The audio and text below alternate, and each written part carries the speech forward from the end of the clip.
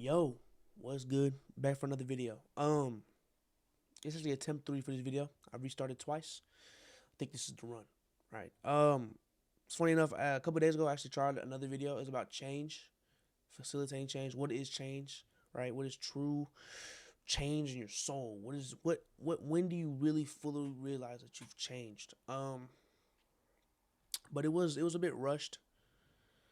And I'll be real, all the love I've been getting on all the videos, it kind of made me want to hurry up and post something. But I didn't like the video. And it didn't come out how I wanted to. So maybe I'll re-record that one day. I don't know. I think it's something I need to think about a little bit more, and try to come to a better understanding and a better way to explain what I'm trying to say in that. But maybe that'll come another day. I'm not too sure. Let me make sure we got audio. Okay. This video, you seen the title? Life is beautiful. Life is amazing. Life is. I mean, yeah, it's amazing, right? Um, in this video, I'm gonna give my personal understanding and reasoning for why I think that, as well as how I believe that if you're someone like me, how you can come to understand why it works like this, and because at least for me, when I understand how something works or why something works, it works better. I don't know. Okay, first point I want to get into is the biggest proponent of why life is so amazing to me is because you get to make your own choices and you get to carve your own path, right? You get to decide where you want your life to be, right? And as you know, if you've watched my previous videos, I'm not religious. And it's honestly why a bit this exact reason is why I'm a bit against, not against. I'm a bit hesitant when it comes to religion, and why I tend to disagree with a lot of it, because I don't think that there is a set standard. I don't think there is a standard. I don't think that I think there is no standard for where or how your life is supposed to go. And I believe a religion, it's a big thing of you need to live a certain type of way. You need to do certain type of things. But I don't think that's true. I don't think there is no standard. I don't think morally, right? Who created morals, right? Well, in Christianity, God, and in each religion, whoever it was, right? But what, like, it's not physics. Morals isn't physics, right? There is no, there is no set thing, right?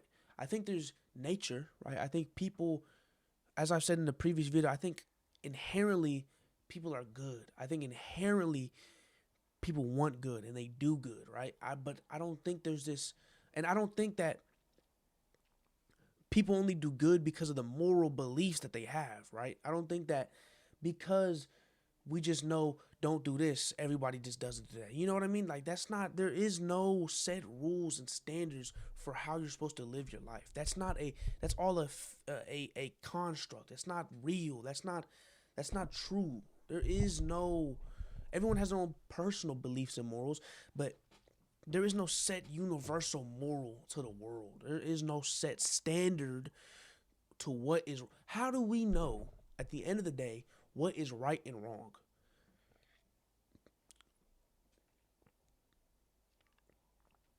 In my opinion, right and wrong is subjective in the sense of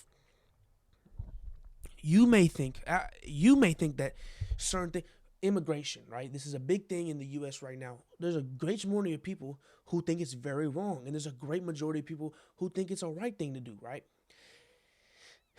And morally speaking, it's there's people on both sides. So how do we what? So there's is there trying to tell me that there's some outside general force that picks a side and tells you which one is right and wrong, right?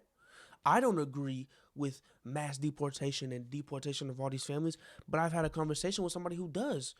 And there's arguments for both sides, but the point is there you're trying to tell me that there's this universal thing that just says that one side is right and one side is wrong? I don't believe that to be such a thing. And the second you understand that, right? The second you understand that, because there are no morals. There is no set morals. There is no set standard or rules, right?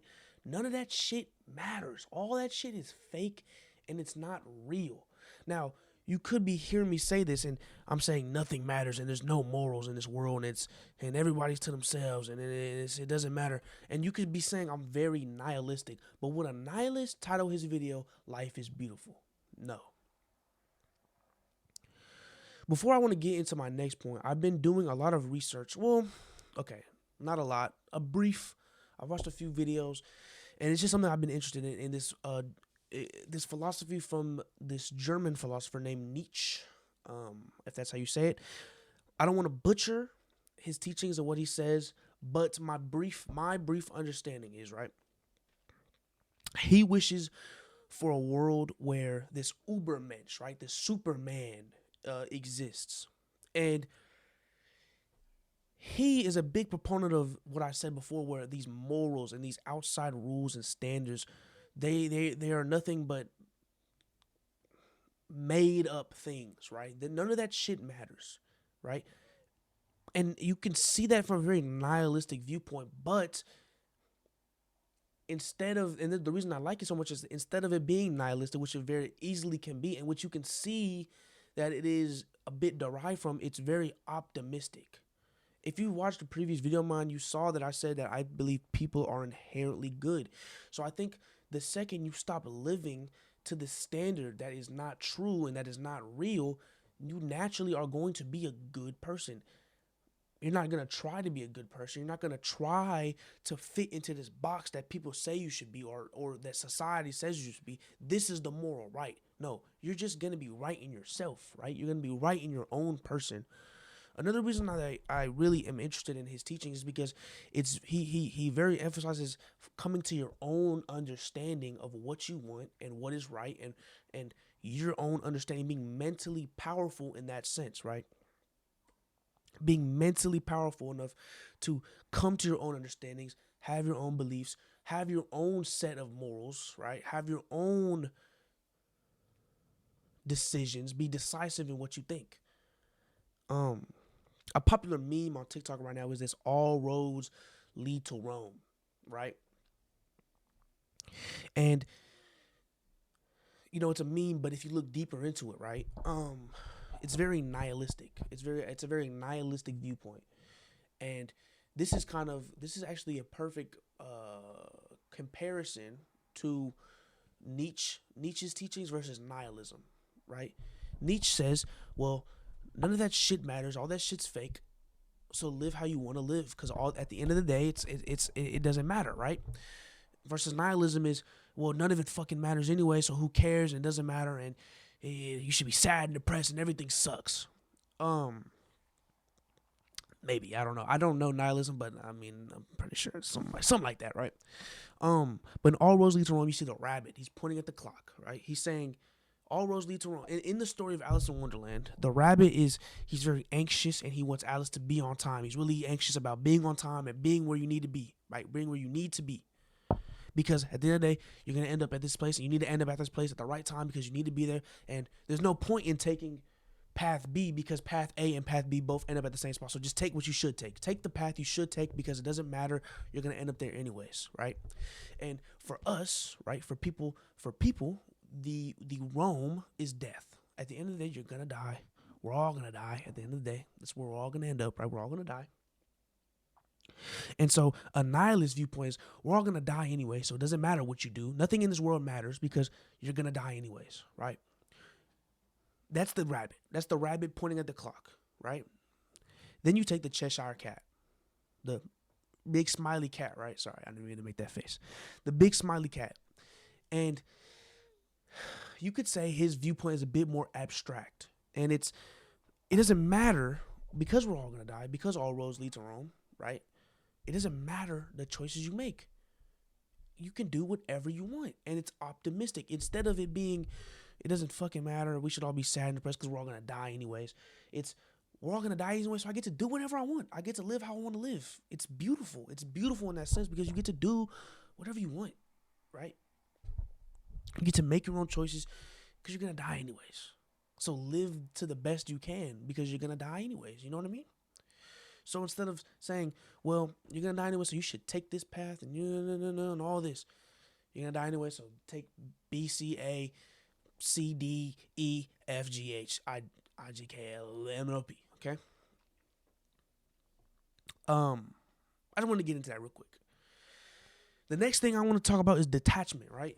This again, I wanted to brief that because I wanted to get into detachment, and I feel like if you don't understand where I'm coming from, right? I'm a very optimistic person, but maybe a more abstract version of optimism. You come to detachment. Because when you speak about detachment, a lot of people think nonchalant, a lot of people think nihilistic, a lot of people think, well, I'm coming from a place like that, but it's not true. It's detachment from external, and external is everything outside of yourself, right? Detachment is everything from outside of yourself. It's from relationships, it's from materials, it's from money, it's from TV shows, it's from gooning, it's from everything, it's from your job, it's from working out, it's from the gym, it's from literally everything outside of yourself is the external. Even your body and how you look is external from you. It's detachment from all of those things, right? Detachment is not caring. That's the first thing I want to brief is detachment is not caring. Detachment is simply understanding that none of those things make you who you are and make you fulfilled, and none of those things make you who you want to be and who you are, right?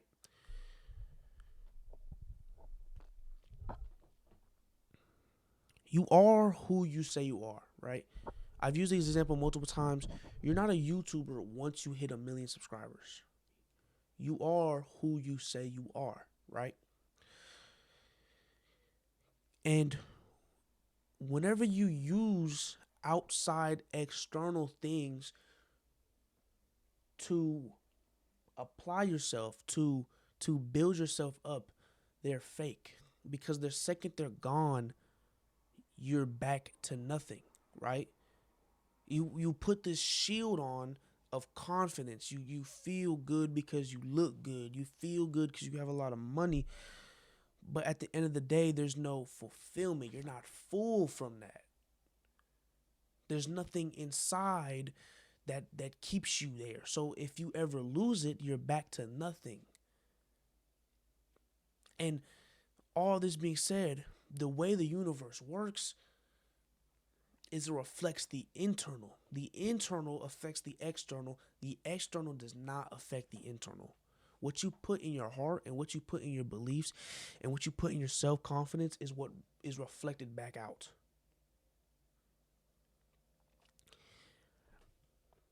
The more you rely on external things, the less you will feel good about yourself. There's a person I know who, if you look at it from an outside perspective, is much more well off than me. Not well off in the sense that he's been given things, or but he's earned them, and he's in a very good position. Right now he's in a very good position. He has the freedom of choice. He has many options he can make. He's living his good life. But the only difference between me and this person is one of us has a deep understanding of the internal, and one of us doesn't. And there is never, anytime that I speak to this person, it's never enough. because the external can never give you enough. It can never give you what you want. The external can never give you what you need. It can never be enough. So there's always going to be comparison. There's always going to be wanting more. There's always going to be, it's never going to be enough. It's never going to be enough. And so anytime I talk to this person, they're always complaining. They're always upset. There's always something wrong. There's always, I need more. I feel like I'm behind. When they're by far in such a great position, but because it's so reliant on external things, the fulfillment on the inside is not there. The external is so amazing and great, but because the internal is so weak, it does nothing for you. It does absolutely nothing for you. And the second you understand that and you start to focus on the internal, like I said, the internal affects the external. And get into my next point and why I call myself very egotistical. And it connects to the first point. And that there is no standard. There is this idea that there's a standard for where you need to be in life and what you need to be in life and how you need to act in life is so arbitrary. It's not real. It's so fake. Comparison's the thief of joy, right? When they say that when you're out of high school, you need to be at this certain level, you need to be doing this and doing all that shit is fake. All that shit is fake. And all it does is it creates insecurity, right? It feels like it makes you think that, well, old girl from high school, she's doing A, B, and C. What am I doing, right? That shit is fake, and there's no real weight behind that. There is that is not a real thing. That's a brief thing. But the main point I want to get into this standard thing, it kind of ties back into the moral thing. And why I say I'm a bit egotistical. I have very high confidence in myself and I praise myself very highly. But it's not a toxic thing. In my opinion, it's not. It really isn't. And that's simply because I don't think there's anything wrong with being egotistical. There's nothing wrong with being egotistical. There's nothing wrong with being confident in yourself. But I think there's a clear difference in it. I think a lot of people, actually, it's not even a lot of people think. It's just the fact that a lot of people who have this ego, it's a fake ego built on external things. So it gets bruised very easily. It gets hurt very easily. And instead of, maybe I'm using ego wrong. And maybe it's self-assurance and confidence. But my ego is not something I need to flex on people. It's not something that I need to make it be known. I don't need other people to know how great I am, if that makes sense. I know that sounds so self-centered and egotistical, but I don't need other people to recognize how great I see myself and how high I put myself. That's not something I need from other people. And I think that's the difference between being toxic with your ego and being not toxic with your ego, right? Nobody likes an egotistical person who's fucking cocky and just thinks they're better. I don't think I'm better than anybody else. I think that's a big thing about it. I don't think I'm better because you can't be better than somebody else. You literally, there is no such thing as better. You cannot be better than somebody else. What is better? Well, my whole point is throw away these stupid things like morals and standards. If there is no standard for you supposed to be at, what is better? How are you better than somebody else? If there is no, do you see what I'm saying? If you pass, if you take a test, right? This is not a good example, but I'm going to use it. This is not a good example though. If you take a test and if you score a 0 to 100, you're still going to pass, then what is better? If you score a 50 and you're going to pass with the same, let's say a 50 is an A and a 100 is an A, and you score a 50 and you get an A, are you better than the person who got 100? I know this is a bad example because you still got more, right? But the point is, Whenever you detach from this understanding that whenever you detach from this world set of views of standards and morals, you understand that there's no such thing as being better than someone. And the second you understand there's no such thing as being better than someone, this ego is gone. There is no ego because I'm not better than anybody. I'm just confident in myself and I know how great of a person I am. I know how great of a person I am, right? But it's not a thing of I'm better than you. That's not even a thought. I just realized that that's the difference. I've never put myself above someone in that way that I thought I was better than them. I'm just confident in myself. I love myself, right? I think that's all I have to say for this video. But yeah, detach, relax, and point is in this whole video, I know I kind of went on multiple different points, right? And it's all about how amazing life is and the choices you can make. But the whole point I want to make is detach from this idea that you need to live your life in a certain way, and detach from this idea that there's a moral standard that you're meant to live up to, and detach from this idea that there's a standard in life. There is no standard to how you live your life. There is no such thing. There is no such thing because this ties into how morals, there is no sense, because what is right? How do you know what is right? How? How would you ever know that what you're doing is right?